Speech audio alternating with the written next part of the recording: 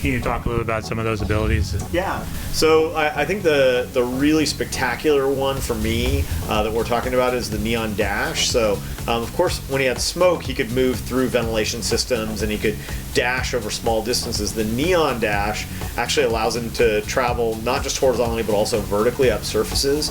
It's incredibly liberating. Has a really significant vertical range. It's also presented beautifully. It has sort of wispy trails behind him that persist in the environment, and so it's beautiful, functional, and of course you can switch between them as a player.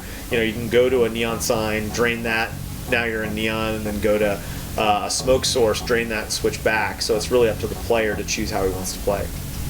What role has knowing this was going to be a PS4 title played in creatively you guys designing new gameplay? I think it affected, all of the traditional axes, which is design, art, and game and technology, and they all really had to be informed by that. On the design side, the controller affects that.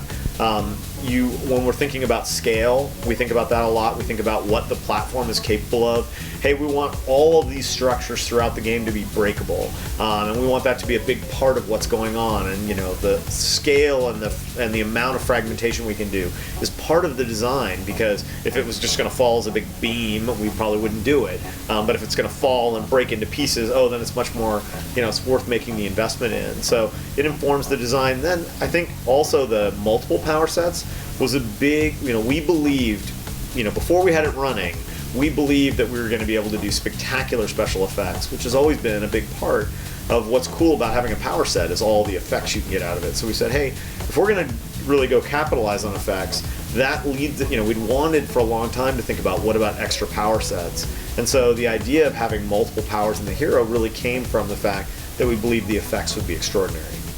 When it comes to sharing and social, how are you guys utilizing the functionality of the PS4? Yeah, we haven't talked anything about the things we're doing in the social space, but there will be more to come there, as we get closer to our launch.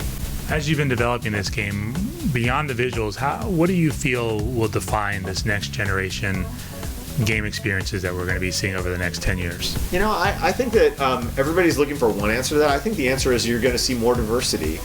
You've got diversity of input, you've got diversity of modes, everything from digital to, Blu-ray full package product.